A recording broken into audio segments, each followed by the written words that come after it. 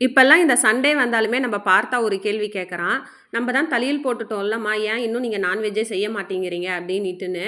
நம்ப தலையில் போட்டாலுமே சரி, இந்த புரட்டாசி மாசம் ஃபுல்லாவே நான்வெஜ்ஜே சாப்பிட மாட்டோம். இப்படி சொல்லிக்கிட்டே இருக்கக்குள்ளாரே மூஞ்சிய பாவமா வச்சுக்கிட்டு, "அம்மா முட்டை கிரேவியாவது செஞ்சு குடுங்க" அப்படின்னுட்டுன்னு கேட்டான்.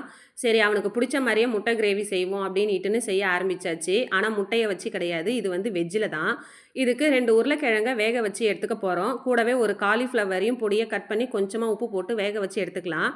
இது 2ம் வெந்ததுக்கு அப்புறம் கையாலேயே ஒண்ணும் பாதியுமா மசிச்சு விட்டுக்க போறோம். இது கூடவே 1 ஸ்பூன் அளவுக்கு மஞ்சத்தூளு, 1 ஸ்பூன் அளவுக்கு தனி மிளகாத்தூளு, கொஞ்சமா கரம் மசாலா, 2 ஸ்பூன் அளவுக்கு அரிசி மாவு, கொஞ்சமா உப்பு சேர்த்து இந்த மாரி நல்லா மிக்ஸ் பண்ணி எடுத்துக்க போறோம்.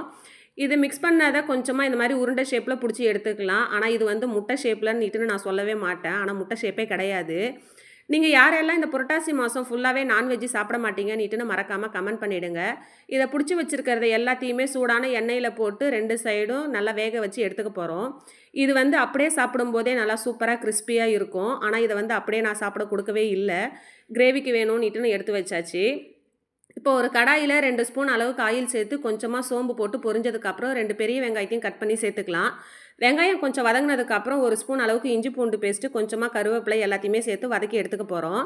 நான் வந்து 4 பழமான தக்காளிய மிக்ஸி ஜார்ல போட்டு அரைச்சு எடுத்துருக்கிறேன். உங்களுக்கு கிரேவிக்கு எந்த அளவுக்கு வேணுமோ, அந்த அளவுக்கு நீங்க தக்காளிய சேர்த்துக்கோங்க. இப்ப இது எல்லாத்தையுமே போட்டு நல்லா வதக்குனதுக்கு அப்புறம் கிரேவிக்கு தேவையான அளவுக்கு தண்ணியும் சேர்த்துக்கலாம். இப்ப இது கூடவே 1 ஸ்பூன் அளவுக்கு மஞ்சத்தூளு, 1 ஸ்பூன் அளவுக்கு குழம்பு மிளகாத்தூளு, 1 ஸ்பூன் அளவுக்கு தனி மிளகாத்தூளு, கொஞ்சமா உப்பு சேர்த்து பச்சை வாசனை போற வரைக்கும் கொதிக்க வச்சு எடுத்துக்க போறோம். இது வாசனையே முட்டை கிரேவி வாசனை மாரியே தான் வருது.